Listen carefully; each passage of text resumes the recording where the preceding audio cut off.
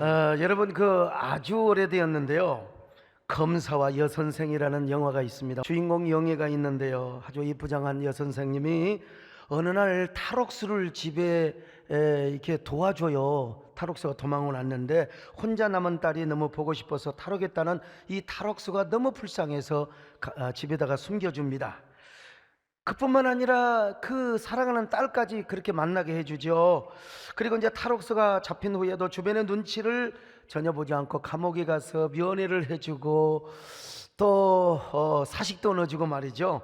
온 동네 소문이 좋게 나겠습니까? 바로 그때 출장에서 돌아온 남편이 여러분 사실을 확인해, 남자분들 사실을 확인해야죠. 아내를 의심해 흥분한 남편은 집에 돌아오자마자 부엌에서 식칼을 들고 너 죽여 하고 그냥 안방에 들어갑니다. 너무나 흥분한 식칼로 아내를 찌르려고 하는데 자신의 실수로 그만 문지방에 걸려서 넘어지면서 칼이 자신의 배를 쑤셔서 본인이 그냥 죽습니다. 영애는 어떨 겁니까? 살인 누명을 쓰고 이제 검찰에 가서 조사를 받습니다. 그런데 이 살인 사건을 담당하게 된 검사는 뜻밖에도 옛날 영애가 자신의 학교 교사 시절에 극진하게 돌봐주었던 아주 가난한 학생이었어요. 공부를 잘해서 검사가 되었던 것입니다. 그 검사 이름은 창선입니다. 근데 어릴 적 부모님을 여의고 몸져 누우신 할머니와 함께 가난 속에 파묻혀서 지독하게 가난과 싸웠던 학생이었습니다.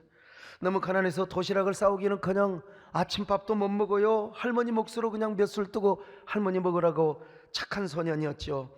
그래서 체육 시간에는 너무나 배가 고파서 허기진 배를 끌어안다가 그냥 마침내 쓰러집니다. 이 사실을 이제 영애 선생님이 알아요. 그래서 가난을 돌봐주기 시작합니다. 자신의 도시락도 넘겨주고 빵도 사주며 간식도 사줘요. 그리고 창선을 격려합니다. 너 열심히 공부하면 훌륭한 사람이 될 거야. 그러나 그것도 잠시 여선생님은 또 전교를 가게 됩니다. 갑작스런 선생님이 고별사를 들은 창선은 시리에 빠집니다. 절망해요. 여선생은 기차역에까지 배웅 나온 창선과 헤어지면서 자신의 통장과 도장을 다 주고 내가 가지고 있는 전부다, 마지막 정성이라며 창선에게 용기를 북돋우는 말과 함께 자신의 목을 두르고 있었던 이 목도리로 이 제자의 목을 감싸주면서 격려를 하죠. 열심히 공부해라. 영애도 창선도 함께 옵니다. 그런데 그때 여교사 영애는 지금 오랏줄을 차고 자신의 제자인 창선 앞에 조사를 받고 있어요. 이 얼마나 끔찍한 운명의 장난입니까? 검사는 옛날 일이 주마등처럼 떠올라 선생님을 당장 풀어주고 싶어요. 그러나 준엄한 법이 있는데 어찌 그렇게 할 수 있겠습니까? 바로 풀어줄 수 있겠어요? 나부터도 안 되죠. 그래서 창선이 시간을 두고 차근차근 영애의 증언을 듣습니다. 옛날 일을 생각하면서 선생님을 향하여 마음속으로 부지런히 울면서 알리바이를 찾습니다. 그리고 이 사건과 관계되는 일이라면 한 가지도 놓치지 않고 방증 자료를 수집합니다. 마침내 결론은 이것이었습니다. 흥분한 남편이 상대방 영애를 죽일 작정으로 칼을 들고 덤비다가 영애가 피했어요. 엄마 여보 그러지 마. 그런데 영애 옆으로 나뒹굴면서 그 문지방에 걸려서 자기가 쥐고 있던 칼을 그대로 그냥 그래서 죽었던 거예요. 이제 검사는 법정에서 영애를 신문하는 것이 아니라 영애 자신의 선생님을 변호합니다. 이제 법정에서는 검사가 없어요. 검사까지 변호인 역할을 하게 되는 것입니다. 법정에서 눈물을 삼키면서 변호사와 함께 자신의 옛날의 선생님을 변호하는 검사, 그리고 흐느끼는 방청석, 숙연한 재판장, 판사도 여러 번 숙연해졌어요. 마침내 여선생 영애는 무죄 선고를 받습니다. 영애가 마침내 출소를 하게 될 때 제자 창선은 검사였지만 선생님을 마중 나갑니다. 그리고 옛날 선생님에게 받은 목도리로 그분의 어깨를 감싸주며 감회에 젖어요. 이 영화는 현존하는 유일의 무성 영화이긴 하지만 한 여인을 통하여 희생적으로 빚어내는 사랑의 원형을 그려내고 있습니다. 아니 어쩌면 참 스승과 제자 간의 아름다운 원형의 모습을 제시하고 있기도 합니다. 옛날에는 사제지간에 이런 낭만의 사랑이 있었고 원형에 가까운 사랑이 있었습니다. 학교 가서 선생님한테 늘 꾸중을 맞고 여단을 맞아도 그래도 선생님을 좋아했어요. 선생님이 하늘처럼 느껴졌습니다. 멀리 걸어가도 찾아가서 선생님께 인사를 했던 그런 참 아름다운 때가 있습니다. 좀 부끄러운 이야기인데요, 제가 초등학교 4학년 때 담임 선생님이 여선생님이셨어요. 그 여선생님, 저는 시골에서 워낙 다녀서 지리산 꼴짝이에서 이 교대 출신의 선생님 별로 없었어요. 대부분 양성소 출신이셔서 풍금을 못 쳐가지고 제가 이게 피아노를 못 배웠습니다. 근데 그 여선생님이요, 저를 무지개 예뻐하셨어요. 제가 원래부터 귀엽게 생겼거든요.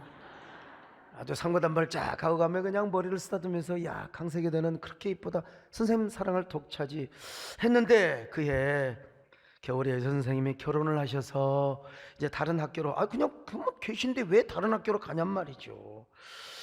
제가 어느 날 선생님을 만났습니다. 저희 담임쌤은 아니지만 길에 가는데 그날따라 이렇게 남편하고 손을 잡고 막 잡새처럼 막 잠새처럼 조잘걸 하시나. 그래서 선생님 안녕하세요 했는데 그냥 마지못해서 그냥 인사를. 여러분, 그 어린 나이에 얼마나 상처가 됐는지 몰라. 에이. 그래서 제가 삐져버렸어요. 그래서 중학교를 들어갔습니다. 자전거를 타고 신장로길을 오는데 저 멀리 선생님께서요, 인사를 할까 말까. 그날 또 왜 남편하고 같이 사이좋게 가면서, 그래서 그냥 눈을 확 돌리고 그냥 가버렸어요. 이게 지금도 제 마음에 상처가 됩니다. 여러분, 인사 못한 것도 제 마음에 상처가 돼요. 어디 계신지 한번 찾아뵙고 싶기는 싶은데 지금도 죄송한 마음이 들어요. 여러분, 우리 어린 시절에는요, 선생님에 대한 막연한 낭만적 사랑이 있었고 원형에 가까운 이런 존경심이 있었습니다. 그러나 지금 스승이 사라져가고 있습니다. 그리고 교권이 무너져가고 있습니다. 참으로 이게 불행한 시대입니다. 그래서 한국교총에서 스승의 날을 맞아서 전국에 있는 모든 선생님들한테 교원 인식 설문조사를 했는데 87.4%가 여러분 지금 교원의 사기가 다 떨어져 있다는 거예요. 그래가지고 명예퇴직을 지금 많이 신청한다는 것입니다. 학부모 민원이나 그리고 학생 생활지도의 어려움 때문에 이게 누구 말 맞다나 못해 먹겠다는 겁니다. 참 불행한 시대죠. 교육 정상화를 위해서 그들이 제일 원하는 것이 뭐냐? 교권의 확립이라는 것입니다. 이런 상황에서 일부 교사들은 스승의 날 폐지합시다, 청와대 청원의 글까지 차라리 교육의 날로 바꿉시다, 스승의 날의 의미와 본질이 사라져가고 있는데 스승의 날이 무슨 필요가 있느냐, 이걸 교사들이 지금 하고 있다. 얼마나 여러분 자괴감이 들면 그러겠습니까? 스승의 날을 교육의 날로 바꾸는데 그도 그럴 것이 카네이션을 달아도 종이 카네이션은 되고 생화는 안 된다는 겁니다. 생화는, 이게 생화가 있는데요, 저도 오늘 스승의 날을 해주는데 저는 이렇게 꽃을 참으면 영 쪽팔려요. 불편하고 막 이게 다고요, 근질근질해 가지고. 그래서 지금 떼놓긴 떼놨는데, 좀 생화면 어떻고, 그것도 조화를 종이로 만든 꽃이죠. 학생 대표만 달아줘야 된다. 너무 여러분 상망하지 않습니까? 스승의 날에. 며칠 전에 우리 모 신학대학원에서 있었던 일입니다. 신대원 학생 대표들이 교수님들에게 케이크를 선물로 준비해서 드리려고 하는데 학교 교직원이 그거 안 된다, 김영란법에 김영란 씨가 과연 이런 것까지 원했을까, 이런 생각을 해봅니다. 여러분, 스승의 날입니다. 스승의 날. 케이크 그거 하나 너희들끼리 먹으라는 겁니다. 난 내 마음이 너무 참 아팠습니다. 얼마나 쓸쓸한 얘기입니까?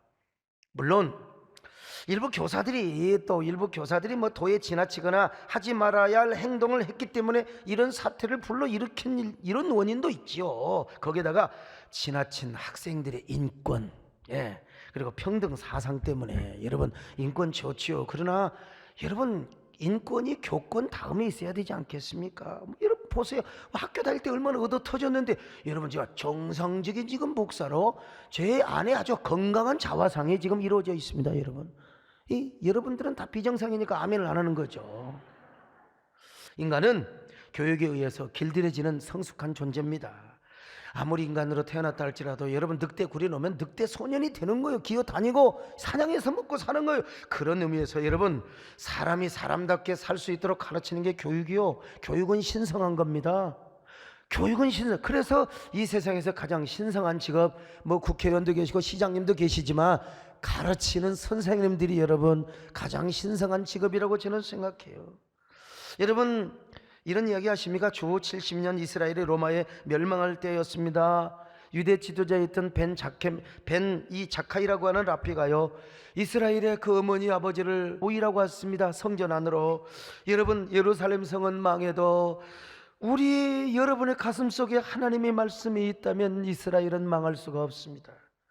가정에서 가르치는 부모님 랍비의 이 말씀의 입에서 떠나지 않는다면 우리 이스라엘 민족은 망하지 않습니다. 그러므로 이스라엘의 어머니들이여 가슴속에 하나님의 말씀을 담고 아버지여 토라를 가르치고 랍비들이여 우리가 살아있으면 민족은 망하지 않습니다. 이렇게 외치고 나서 그는 로마의 총사령관 베스파니아누스를 만나러 갑니다. 그냥 못 만나가요.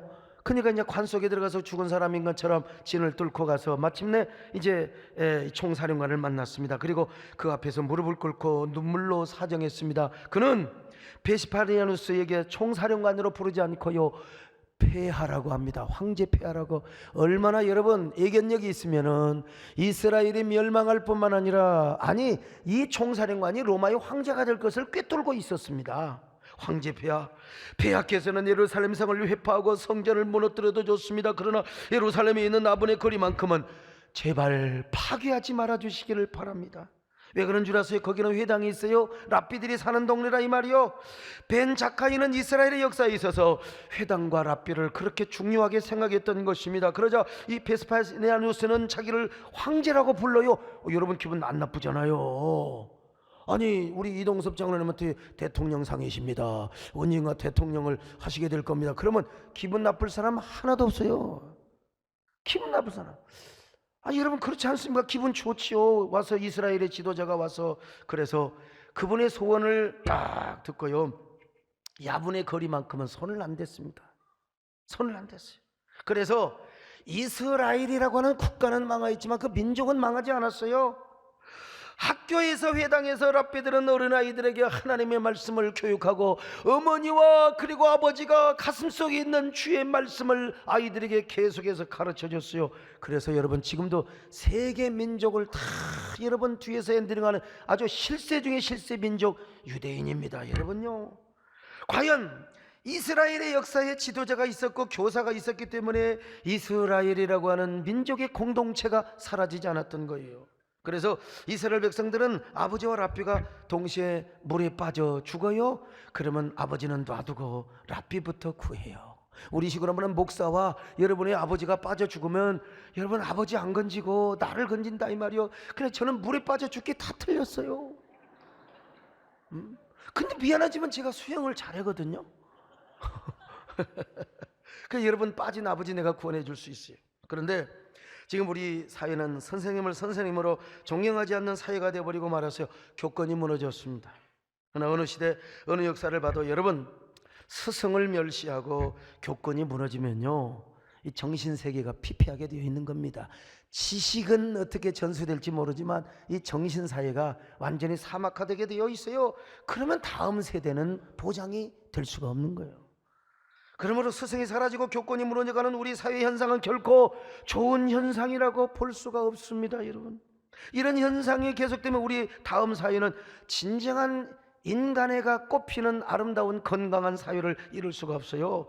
정신세계의 가치가 무너지게 되면 어떻게 건강한 사회를 이룰 수 있겠습니까? 그러므로 탈선을 하거나 지나치게 비도덕적인 교사들이 있으면 징계하면 되는 겁니다. 그렇다고 해서 여러분 전체적인 교권과 교사의 존재를 무너뜨리면 안 된다는 것이죠. 근데 더 안타까운 현상은 뭐냐? 이러한 현상이 교회까지 들어오고 있어요. 교회까지요. 그래서 사도 바울은 오늘 본문에서 이렇게 말씀하고 있잖아요. 여러분 과거에 저를 어떻게 대했습니까? 천사처럼 그리스도 예수처럼 나를 대접했지 않습니까?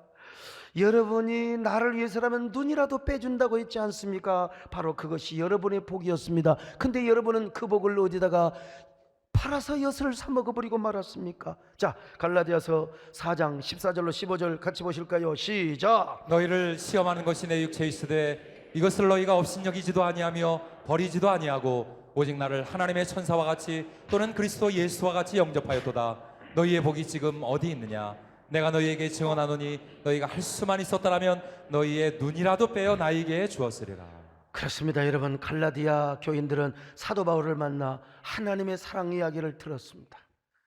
이 수수께끼 같은 이 미스테리한, 정말로 이 아이러니한 십자가의 사랑 이야기를 어디서 들었냔 말이죠. 내가 율법을 지켜서 내가 돌을 닦아서 참선을 하고 수행을 해서 구원에 이른다, 이거 여러분, 이건 가짜거든요. 율법 종교 가지고는 안 돼요. 근데 하나님의 은혜의 사랑의 스토리를 들었단 말이죠. 그래서 와, 사도 바울을 천사처럼 예수님처럼 그렇게 받들었어요. 근데 사도 바울이 또 다른 교회를 개척하기 위해서 갈라디아 교회를 떠났어요.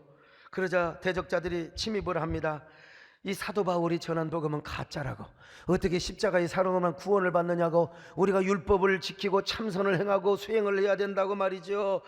여러분, 교인들이 다 돌아갔어요. 그래서 유대 종교로 돌아가고 참선의 종교, 수행 종교로 돌아갑니다. 그러면서 대적자들과 함께 사도 바울의 가르침뿐만 아니라 사도 바울의 교권, 이 사도적인 권위를 완전히 다 그냥 아작내고 말았습니다. 그저 바울은 그들에게 다시 설득하는 편지를 씁니다. 여러분들이 성령으로 시작을 했는데 육체로 마치겠습니까? 여러분들이 그런 율법으로 어떻게, 여러분 아직도 십자가, 예수 그리스도의 그 형상, 그 십자가의 모습이 눈에 아물거리지 않습니까? 여러분은 왜 율법 아래 종로로 살려고 하는 것입니까? 왜 몽학 선생회로 돌아가서 왜 초등학문 아래 여러분 가려고 하는 것입니까? 그것은 바로 저주 아래 사는 것입니다. 그것은 축복이 아닙니다. 예수 그리스도께서 우리를 위하여 저주스러운 십자가에 죽으셨는데 왜 그 십자가를 멸시한단 말입니까? 여러분, 십자가로 돌아오세요. 십자가를 믿으세요. 예수님의 복음으로 돌아오세요. 이게 바로 여러분 갈라디아서의 주된 내용입니다. 오늘 여러분도 십자가를 기억하시기를 바랍니다. 십자가로 돌아가시기를 바랍니다. 여러분, 이런 편지를 받고 갈라디아 교인들이 맞아 우리가 대적자들의 속았지. 근데 그거 꼭 조직에서는 꼭 이상하게 안티그룹이 끝까지 남아 있거든요. 아니야 그것은 아니야 라고 말이죠. 이런 사람들을 향하여 이 사도 바울이 또 이야기를 하는 것입니다. 여러분, 옛날 여러분 속에 은혜가 충만할 때 그 어떠한 육체적인 약점이 나에게 있더라도 나 멸시하지 않았잖아요. 나 다르케가 사흘거리로, 그리고 안질 때문에 내가 얼마나 눈이 충혈이 되고, 그래 여러분들은 나를 업신여기지 않았습니다. 그때도 나를 천사처럼. 왜? 여러분들이 나를 그리스도 예수처럼 대했던 것은 여러분 속에 은혜가 있었기 때문입니다. 복음을 전해준 자에 대한 빚진 마음이 있었기 때문입니다. 그때는 내가 원하였다면 여러분 눈이라도 빼줄 뻔했잖아요. 그게 바로 여러분의 복이었는데, 내가 원한다면 여러분 나에게 눈이라도 10번이라도 빼줄 뻔했잖아요. 그 마음, 그 자세, 그 신앙이 바로 여러분의 복이었어요. 근데 지금 여러분의 복은 어디 있단 말입니까? 그 복을 도대체 어디다가 팔로 차버렸습니까? 그 복을 어디다 헌신짝처럼 내버렸습니까?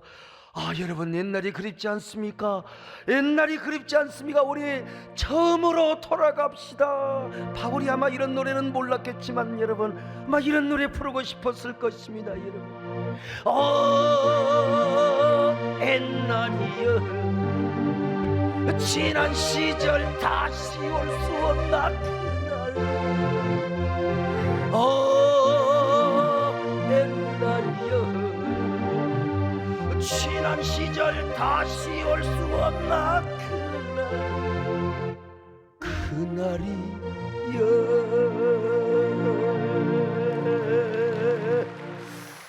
여러분, 이 세상이나 교회나 너무 그 시대 흐름에 편성한 것 같아요.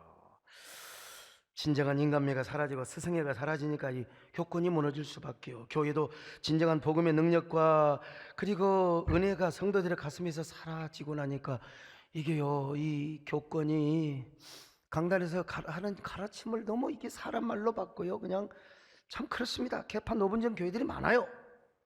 그것은 자신의 복을 걷어차는 겁니다. 자신의 은혜를 가지고 우선 먹기는 꽃감이 나니까 선악과 따고 비판하고 불평하면 얼마나 재미있어 엿싸먹는 거지요. 그러나 여러분, 지금까지 누려왔던 이 고전적인 은혜, 우리 교회도 고전적인 신앙이 있잖아요. 이걸 그냥 발로 걷어차는 겁니다. 왜 그래요? 우리가 신앙이 세속화되고 교만해지니까 그러는 거예요. 여러분, 우리가 좀 겸손해야 됩니다. 여러분, 겸손하십시다. 할렐루야. 겸손하게 교회 생활하시기를 바랍니다. 이럴 때 우리가요, 이 다윗의 신앙을 배워야 합니다. 사울은 다윗의 정치적 원수요. 왜 죄 없는 다윗을 왜 죽이려고 그래요? 왜? 그것도 자기 사위 녀석인데 이런 나쁜 인간이 어디 있어요? 남자의 자존심은 다 피워요. 이 사울이 말이요, 다윗을 죽이려고 하니까 다윗은 맨날 도망가서 사냥개에 쫓겨난 이 사슴처럼 맨날 이광학 저경으로 도망다닙니다. 어느 날 다윗이가 사울을 이 운명적 만남입니다. 엔게디라고 하는 계곡에는 동굴도 많아요. 숨으면 아무리 게릴라 특공대를 보내도 못 찾아요. 캄캄하니까.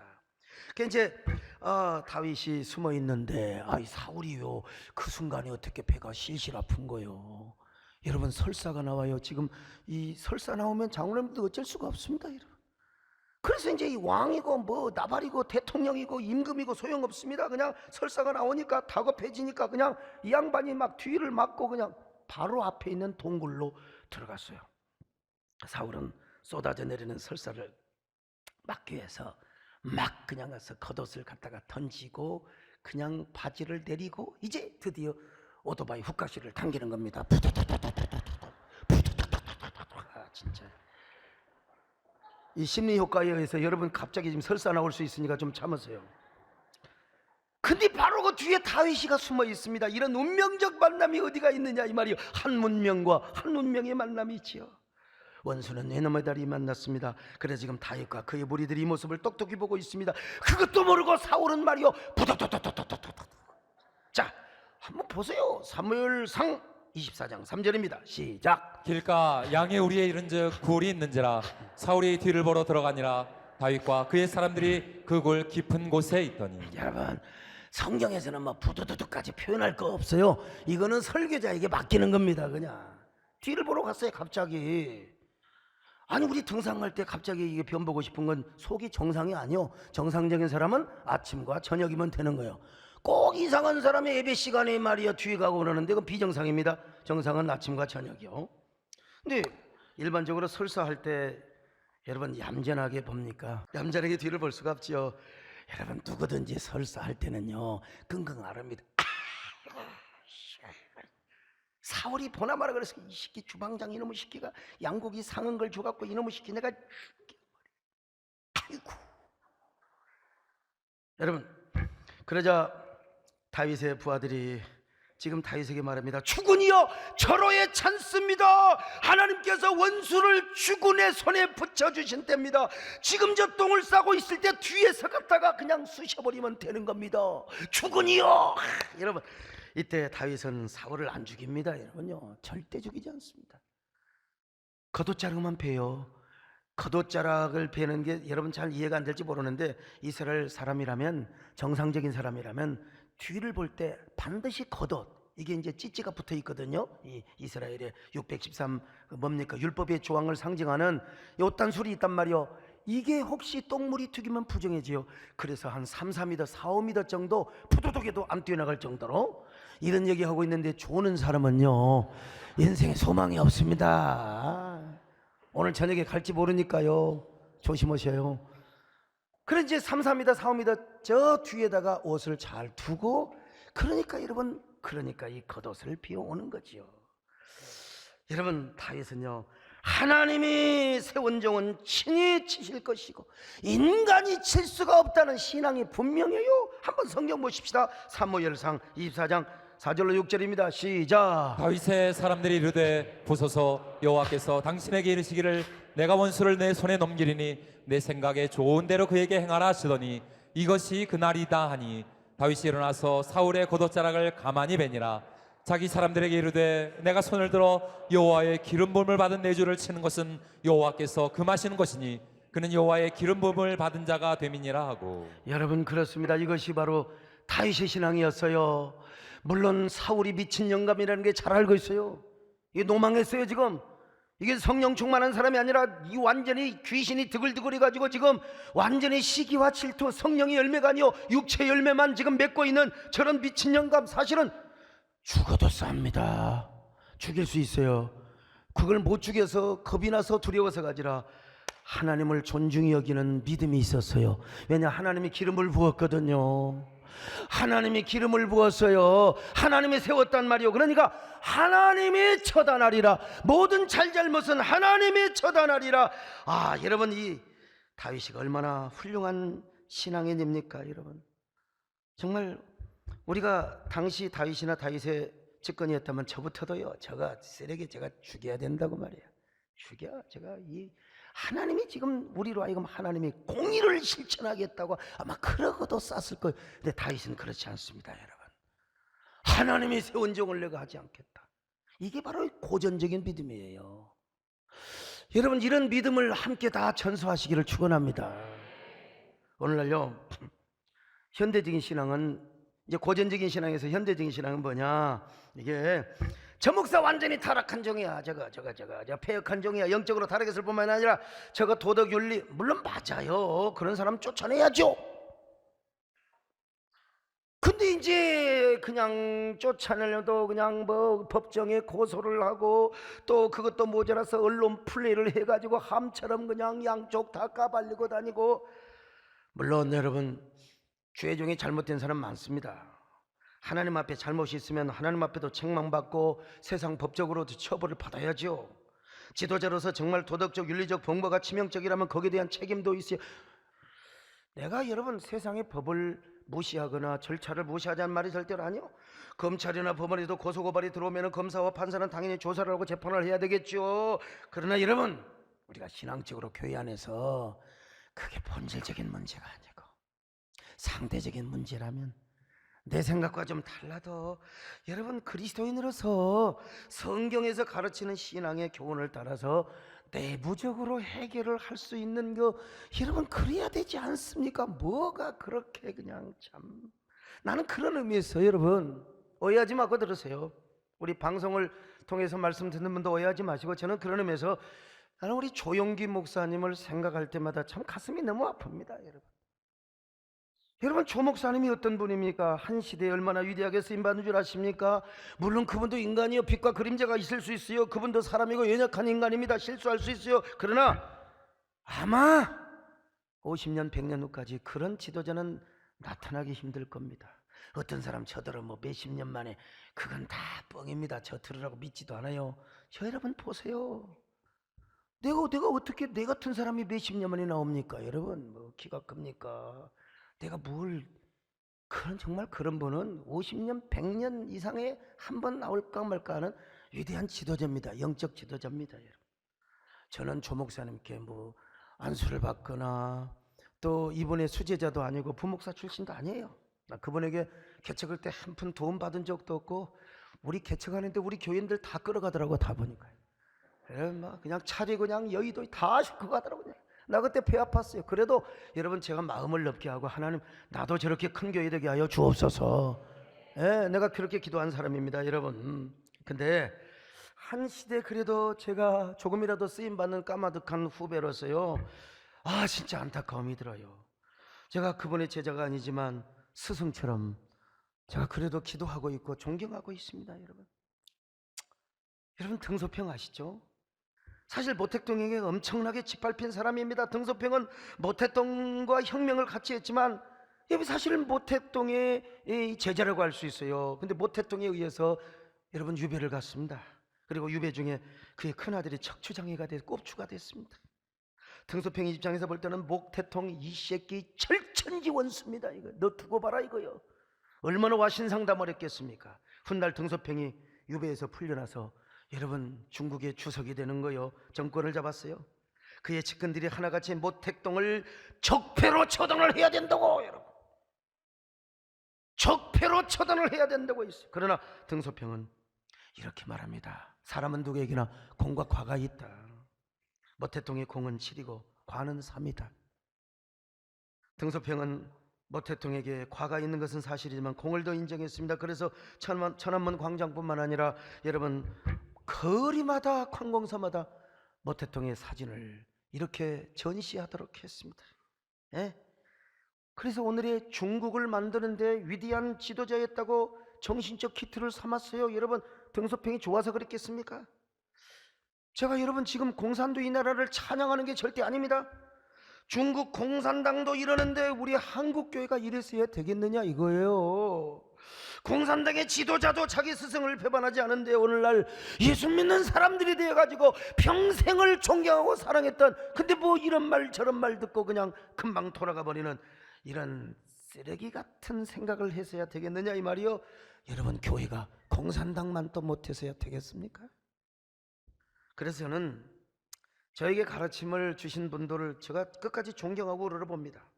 저에게 진정한 사랑과 섬김의 모범을 보여주셨던 우리 박종산 목사님, 저는요, 여러분 미국 가면 저번에 묘지 저 꽃꽂이통도 내가 여러분 만들라고 해서 만든 거예요. 저곳이 어디라고? 필라델피아의 공원묘지입니다. 그뿐입니까? 그분의 책을 출판해 드렸습니다. 돌아가신 지가 얼마나 됐는데. 그리고 수천 명의 목사님들에게 다 그냥 보내드렸어요. 이분이 나의 스승이라고. 또한 저에게 조직신학을 가르쳐 주신 서철원 박사님, 세계적인 신학자지요. 제가 저분에게 공부를 했기 때문에 신학의 기초가 든든합니다. 여태 보니까 인물은 제가 훨씬 더 낫네요 보니까요. 여러분, 저분이 저의 은사이신데 조직신학 전집을 내고 싶다고 해서 저기 광주에 있는 우리 같은 제자인 동문인 우리 한기승 목사님과 함께 책을 출판해 드렸습니다. 여러분, 저 7권입니까요. 그리고 모든 경비를 다 대서 출판 기념회까지 해드렸습니다. 여러분, 솔직히 저희 스승은 은퇴를 하시고 힘이 다 빠지셨어요. 저는 지금 잘 나가는 대한민국의 목사입니다. 내가 이제 점수를 받겠습니까? 여러분, 학교 다니면서 성적을 받겠습니까? 좋은 성적을.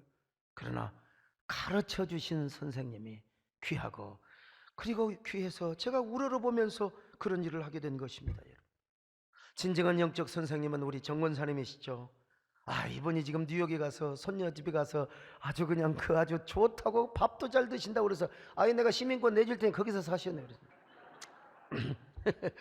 여러분, 그런데 참 우리 정원사님 제가 어머니로만 모실 뿐만 아니라 영적인 스승으로 모시죠. 제가 하나의 미랄이 되게 하소서 여러분 출판해 드렸지 않습니까? 이 책 한번 더 보세요. 저도 옛날에 제가 다 읽었지요. 근데 얼마 전에 또 읽으니까 이게 밤새워서 읽으면 안 돼. 이게요, 이 저녁에 잠이 오려면 딱딱한 책을 읽어요. 우리 김인호 우리 집사님 말씀하신 대로 딱딱한 책을 읽어야지 이런 감성적이고 막 감동을 울리는 책을 제가 읽으면 잠이 안 와요. 잠이 안 와요. 그냥 불면증에 그냥 걸려가지고 여러분 이 책을 읽으면서 많이 울었습니다. 우리 하나님은 심는 대로 거두시는 하나님이구나. 진짜 신실하신 하나님, 거짓말을 안 하시는 하나님, 이 하나님을 믿으시기를 바랍니다. 여러분, 한 여인이 자신의 모든 은사를 저를 위해서 쓰고 저가 한 시대에 쓰임받는 종이 되도록 하게 하여 기도했던 하나님의 일, 그런데 저분 후손들이 얼마나 축복을 받고 얼마나 저분을 영광스럽게 하나님이 축복해 주셨습니까? 여러분, 이 하나님을 믿으시기를 바랍니다. 오 신실하신 주, 오 신실하신 주, 내 너를 떠나지도 않으리라, 내 너를 버리지도 않으리라. 약속하셨던 주님, 그 약속을 지키소. 이후로도 영원토록 나를 지키시리라 확신하네. 고 백남조 장로님을 들어보셨어요? 난 이분 몰라요. 만나본 적도 없습니다. 그러나 어느 날 내가 그분에 대한 책을 읽었어요. 밤새워 울고 울며. 여러분, 저는요 개혁측 목사였어요. 근데 이제 15년 전에 합동과 하나가 되어서 그분의 책을 읽어봤는데 사당동에 있는 총신대학교가 어떻게 생겼느냐. 그분은요 부산에서 사업을 하시면서 부도 직전에 여러분 사당동에 있는 2만 수천 평의 땅을 바친 거예요. 바쳐서 그분의 희생에 의해서 오늘의 총신대가 생기고 총신대 신대원이 생겼어요. 와, 정말 나는 그래서요 우리 장로님들과 함께 우리 그분을 만날 수는 없지만 그분의 묘역이라도 한번 찾아가자. 여러분 찾아가서 꽃다발을 드리고 함께 기도하고 왔습니다. 그리고 예장개혁직과 합동측이 하나 됐을 때 우리 교단에서 저에게 가장 먼저 손을 내밀어 주었던 우리 박정하 장로님이 계세요. 저분 진짜 살아계신 것처럼 보이잖아요. 30년 사이에 우리가 저분의 기록을 남기고 또 저분에게 감사패도 드렸는데, 나는 이분 살아생전에도 제가 잘 모셨을 뿐만 아니라 저분이 정말 저에게 잘해주셨거든요. 묘역에 찾아갔어요. 얼마나 겨울에 나는 돈이 없어서 코트가 없어갖고 못 입고 갔는, 딴 사람들 의리 없이 다 잠바 입고 왔잖아. 저 김문기 장로 보세요. 마스크까지 쓰고 저런 의리 없는 사람들이 어디가 있습니까, 여러분? 나는 추워서 덜덜 떨면서, 우리 장충식 장로님이 계세요. 수십 년을 대학 총장으로 계시고, 야, 저분 참 우리 교회 주차장을 이렇게 당국대 쓰시도록 하고, 나는 우리 장로님이어서가 아니라 평생을 이렇게 대학 총장으로, 그래 내가 여러분 존경합니다. 깍듯하게 존경합니다. 여러분, 우리 김창준 장로님도 제가 존경합니다. 사랑합니다. 여러분, 다른 장로님들 장난도 하는데 장난도 못 칩니다. 여러분, 내가 왜 그런 줄 아세요? 단순히 은혜를 못 잊을 것뿐만 아니라 이런 정신, 이런 마음이 건강한 사회를 만들고 건강한 교회를 지킨다고 제가 믿기 때문에 그렇습니다. 여러분, 오늘 교사주일입니다. 우리 주일학교 선생님들 여러분 진짜 존경하십시다. 교회학교 선생님들께 오늘 다 선물 나눠드렸는데, 내가 이거 꽃 채우자고 그랬거든요. 근데 우리 주일학교 총책임자가 아이고 선물 주니까 뭐 어쩌고 저쩌고 네 알아서 해라 했는데, 오늘 교회학교 교사들 만나면 무조건 45도 각도로 다 여러분 절하세요. 그냥 인사 그렇게 하세요. 오늘 물론 우리 장로님들도 뭐 선생이고 하지만요, 예. 또 누굽니까? 우리 교육자들요, 비록 이제 나이 먹어서 다 할머니 되신 분들도 아유 오늘 우리 전사님들 다, 우리 부목사님들 여러분, 모든 부교육자들 다 여러분 다 함께 오늘 수고하신다고 격려해 주시기 바랍니다. 돈 있으면 용돈 줘도 돼요. 여러분, 우리는 김영란 뽑고 아무 상관이 없습니다. 여러분, 오늘 우리 함께 교육자들을 존중히 여기고 또 우리 함께 모든 영적 지도자들을 존중히 여기는 여러분들 될 수 있기를 바랍니다. 이것이 여러분 우리의 복입니다. 여러분, 저분들은 하나님의 말씀을 맡은 분들입니다. 그 말씀을 우리에게 들려주고 우리 영혼을 케어하고 섬겨주는 분들이요, 그런데 여전히 아직도 지도자를 공격하고 뭉개는 것을 자랑으로 여기는 분 계십니까? 다른 교회에서 신앙생활에서 막 목사하고 싸우다 오신 분 계십니까? 우리 교회에서는 그런 게 안 통한다는 사실을 믿으시기를 바랍니다. 여러분, 우리 분위기는 그게 아니야. 우리 분위기는 항상 사랑하며 섬기는 분위기입니다. 저는 어느 시인을 생각할 때마다 참 가슴이 아픕니다. 여러분, 그분은 자신의 스승을 공개적으로 비난을 했습니다. 물론 그 스승도 하자가 있으니까 그랬겠지요. 그런데 보니까 콩 심은데 콩 난다고, 여러분, 자신이 제자와 후배들로부터 완전히 망가졌어요. 그분은 어쩌면 노벨상도 받을 수 있었는데 그 자리를 저에게 물려주겠다고. 비웃지 마세요. 여러분요, 우리 모두 스승의 주일에 이 땅의 모든 선생님들을 존중히 여기는 마음을 가지시기를 바랍니다.